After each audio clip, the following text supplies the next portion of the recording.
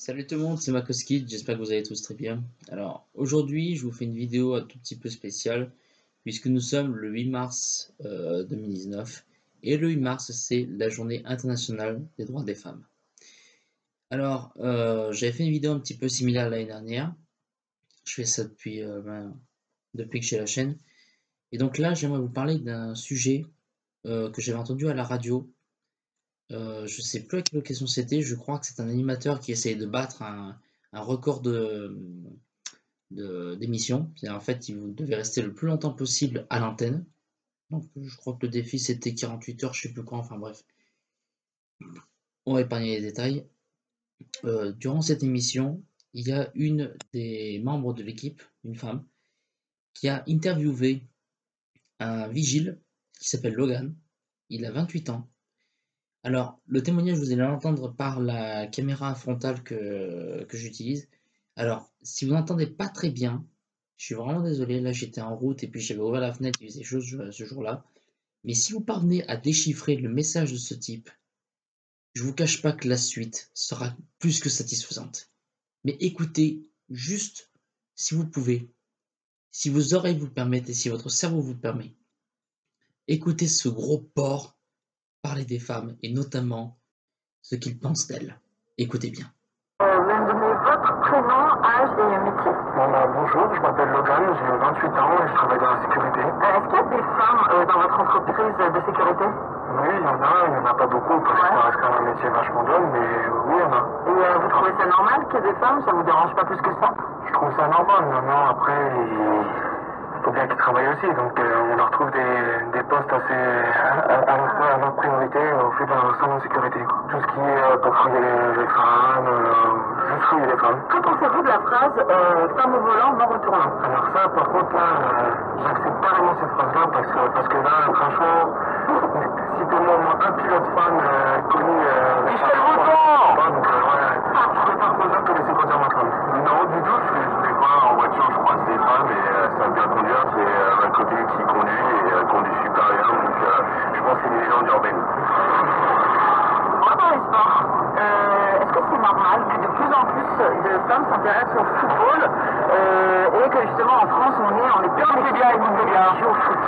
Ouais, bien sûr, je pense qu'il faut que les femmes s'intéressent au sport. Parce que le foot, c'est surtout un sport, on va dire, de macho. Et je pense qu'il faut casser ce mythe-là et que les femmes s'intéressent au foot. Moi, je trouve ça bien et pour moi, c'est normal. Merci Alexandre. Merci. Oh là là, mais c'est dingue. Révérend. Vous avez entendu comme il a l'air de considérer les femmes comme des objets, des moins que rien? Moi, je vous cache pas qu'en tant qu'homme, ça m'horripile. Là, franchement, plus bas dans la connerie, on n'est pas tombé. Donc, j'espère pouvoir satisfaire un tout petit peu vos envies de féminisme, fut-elle courte ou longue, je ne sais pas. Je vous propose d'abord un reportage d'Automoto sur les femmes et la Formule 1. Je vous en dis pas plus. Après, je vous sortirai 2 vidéos, voire non, 3. 2 pilotes contemporaines. Et pour répondre un tout petit peu à ce que disait Logan, Logan pensait qu'il n'y avait pas de femme pilote connue. Et il se trouve, mon petit, que si tu fais une bonne petite recherche sur ce qu'on appelle Google, tu te rendras vite compte qu'il y a bien eu une femme française, et qui plus est, qui a gagné tes courses. C'est dommage ça. Hein. Et cette femme, elle est encore vivante aujourd'hui. C'est Michel Mouton. Et Cocorico, c'est une française.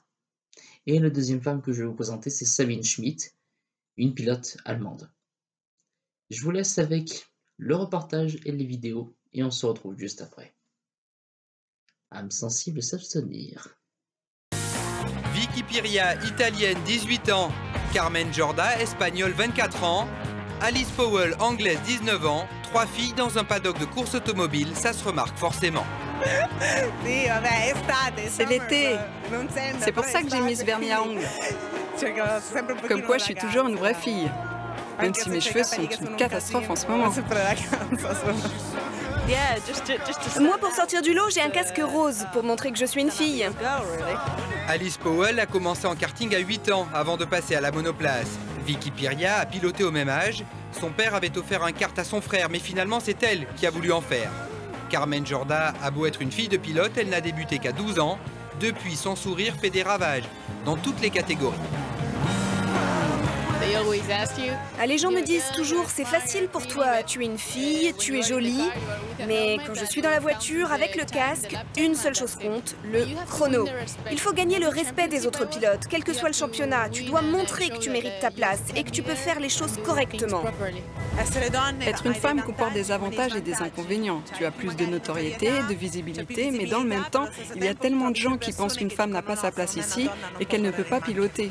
À moi de démontrer le contraire. Avec leur charme, c'est un peu plus facile de trouver des sponsors pour financer une saison de GP3 à 650 000 €. Toutes les trois débutent dans la catégorie. Pas simple de cerner la voiture et d'apprendre les circuits.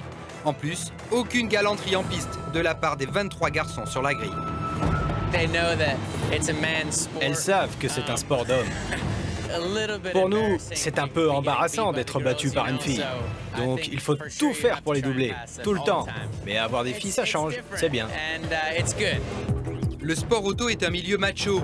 Une femme peut-elle réellement accéder un jour à la Formule 1? Réponse de Thiago Montero, team manager de Carmen Jorda, qui a disputé 37 Grands Prix en F1. Ça va arriver tôt ou tard, c'est juste que sur un monde de 1000 hommes, il y a peut-être que 10, 20, 30 filles, donc forcément les probabilités sont plus réduites. Et il y a des muscles qu'elles ne développent pas de la même façon que les hommes, et surtout au niveau des épaules et des trapèzes. Et c'est vrai que c'est un petit problème. Mais c'est pas insurmontable. Si le talent de base est là, il n'y a pas de raison qu'elle ne puisse pas être aussi performante qu'un homme. Dans un peloton de 26 pilotes, les filles sont souvent dans le dernier tiers. Malgré une 13e place, Carmen Jorda a connu beaucoup de déboires. Alice Powell a obtenu le meilleur classement pour une fille en GP3, 11e. Je suis sûre que certaines personnes regardent qui est la meilleure des filles, mais moi je veux surtout être la première devant tout le monde, et pas seulement être la première fille. Le potentiel de Vicky Piria est intéressant. 12e à Monaco, l'Italienne s'est aussi illustrée par son énorme accident au départ à Hockenheim le mois dernier. J'ai touché cette voiture à 240 à l'heure. J'ai fermé les yeux, j'ai retenu mon souffle. Quand la voiture s'est arrêtée, j'étais soulagée, mais j'avais mal au dos.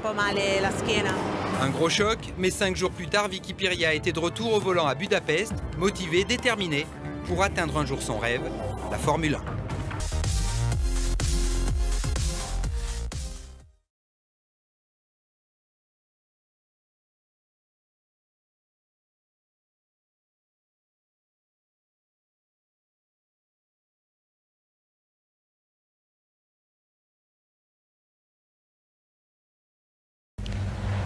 Il n'est jamais très facile de parler de soi et pour cette raison, je serai très très brève. Je vous laisse simplement me regarder.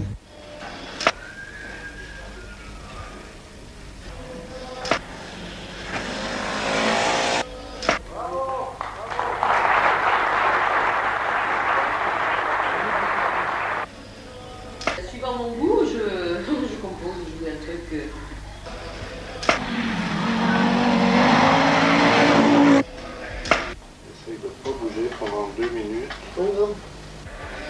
Laissez-les travailler.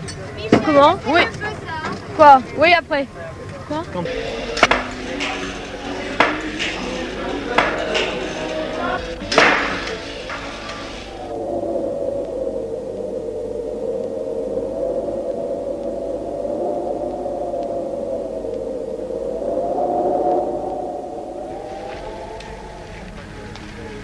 De temps en temps, j'aimerais être dans la tête des autres, tu sais. Pourquoi? C'est intéressant de savoir ce qu'ils pensent à ce moment. Et ça serait aussi intéressant pour eux de savoir ce que je pense moi à ce moment.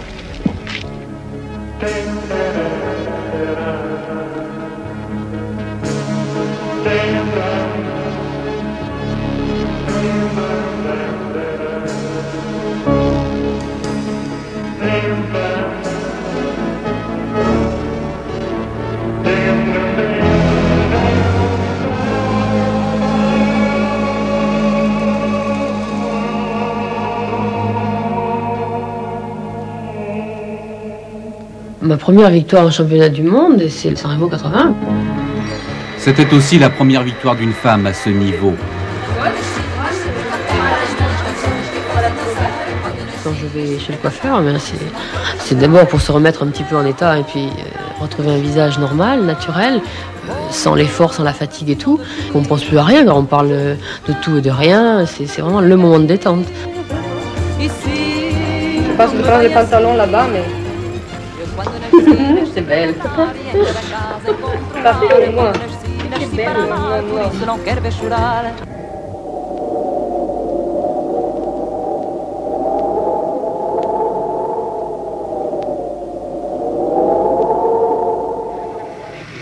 Immer noch ein verzögertes Anstrengen vom Turmgelager. Haben wir den irgendwo wegrennen?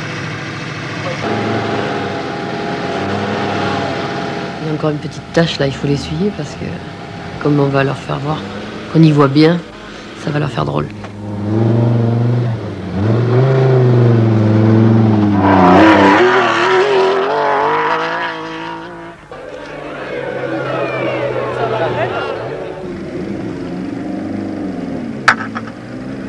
Bon, je me fais peur, tellement je suis pas belle.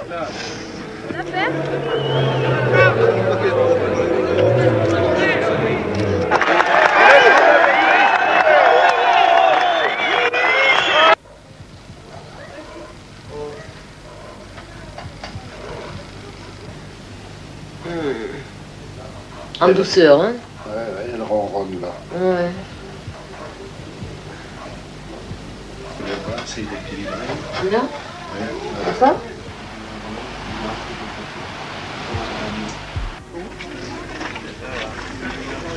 Oh, aïe aïe aïe, dire qu'il faut y aller, qu'il faut attaquer. Super!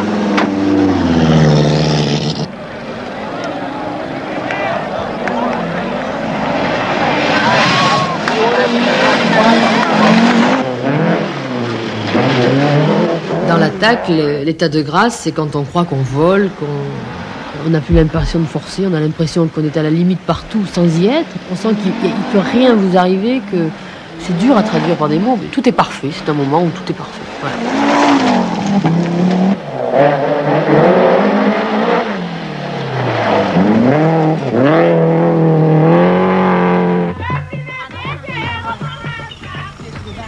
Je disais que ma femme, quand elle a vu la femme passer, mais elle m'a demandé, est-ce que c'est une femme qui conduit? J'ai dit oui.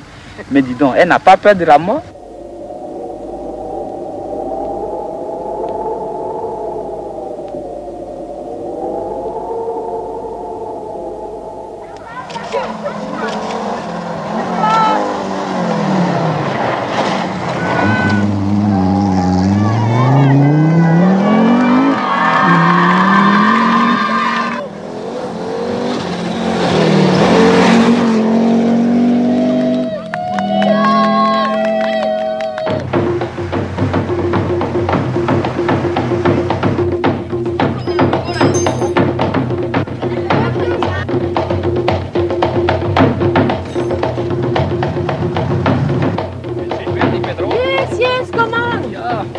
Yeah, we lost 5 minutes for you yesterday. Hey, ça va pas se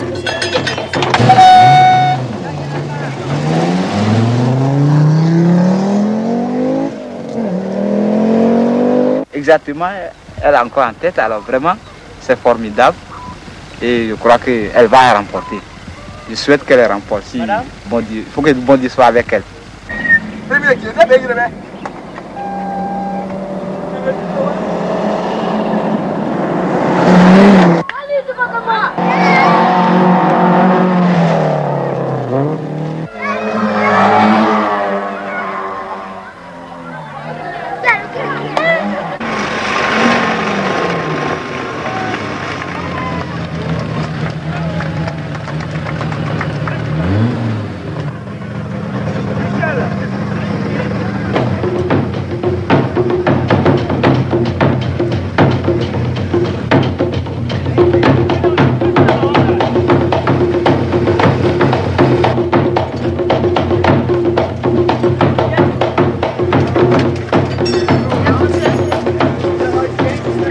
Si on pointe avant 35, on est encore première. La 12. Michel, maintenant. Laissez-les travailler. Go, on se recule. Ouais.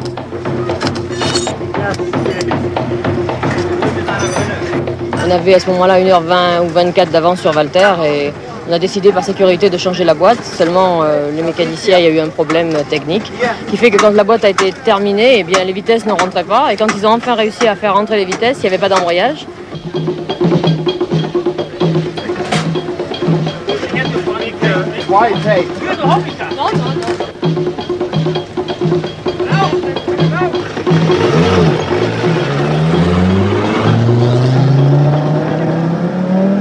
Les endives, tu les fais cuire au four juste pour les faire griller?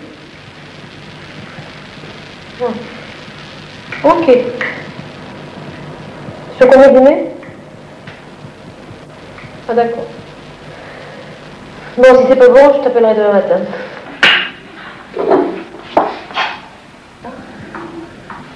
Si tu pouvais filmer le parfum.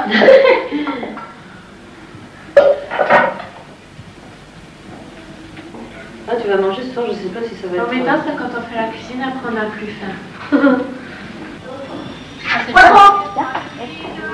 J'y vais.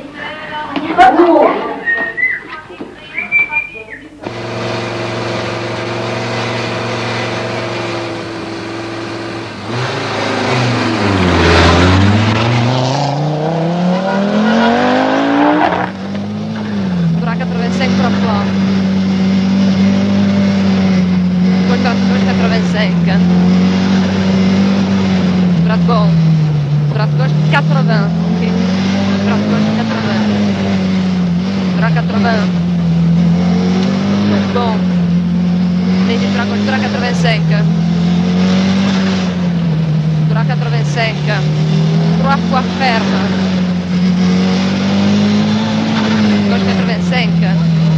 Oui, 3 fois ferme. Gauche 80.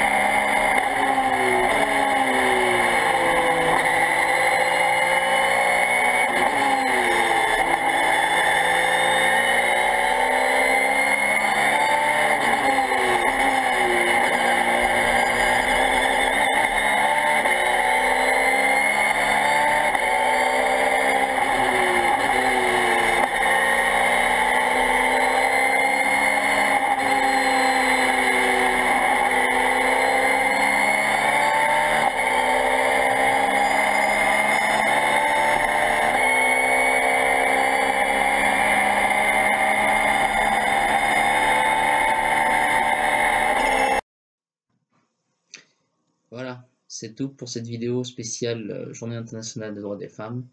J'espère qu'il vous a plu. J'espère que vous ferez le bon choix et que vous ne traiterez pas les femmes comme des objets. Les femmes sont des personnes comme les autres et on se doit les respecter.